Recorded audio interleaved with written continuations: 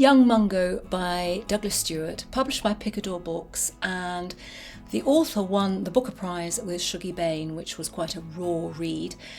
This time he sets Mungo, young Mungo of the title, at the heart of the story, a 15-year-old boy who is named after St Mungo, who has a shrine in Glasgow Cathedral, an unusual name which leads him to be picked upon, easily picked. So it's extraordinary that this young child has been given the name, and it kind of sets the tenet for the story.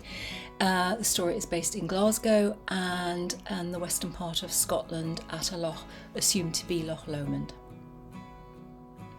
At the heart of the story is young Mungo, a 15-year-old boy, and over the chapters the author builds up his living situation.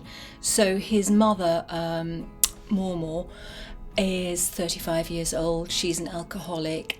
She has no time for parenting, is absent much of the time, and she herself had her oldest, Hamish, when she herself was 15, so the same age that Mungo is now.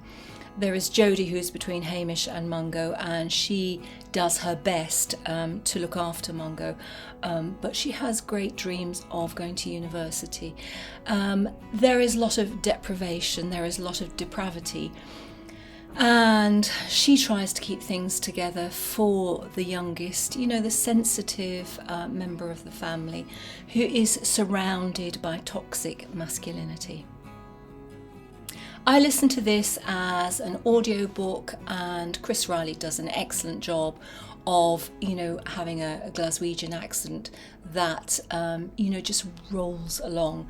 And that, I thought it was a really good way to actually kind of, get hold of this book and kind of read it, as it were, or listen to it.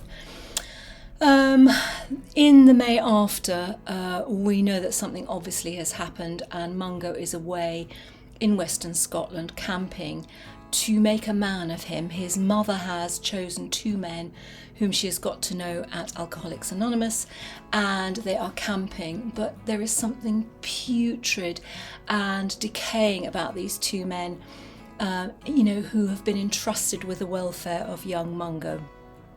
In the middle of all of this, and I think it's maybe the digital version of the book, there is a cover, and there is a cover of boys kissing. So you have a sense that amidst this mayhem of difficult situations, Mungo is homosexual. And in fact, he finds James, and they begin the early part of a relationship, getting to know each other, but somehow they always have to have their eyes open for this very difficult part of the world where that is absolutely not accepted, and they know it will be punished if they are discovered.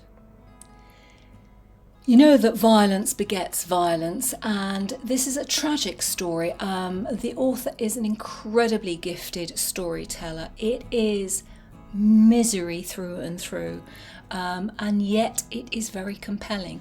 So Young Mungo by Douglas Stuart, I think, is an incredibly strong storyline. It's really well told. Yep, and it's not one to read when you are feeling depressed, because it just underlines, how humanity can really be so raw and deleterious to other people, and, how people have to fight for what they want and get through by the skin of their teeth. And, it's a hard read, but it's a very good read, if that's the right word. So Young Mungo by Douglas Stuart is one to pick up if you are in the right mood.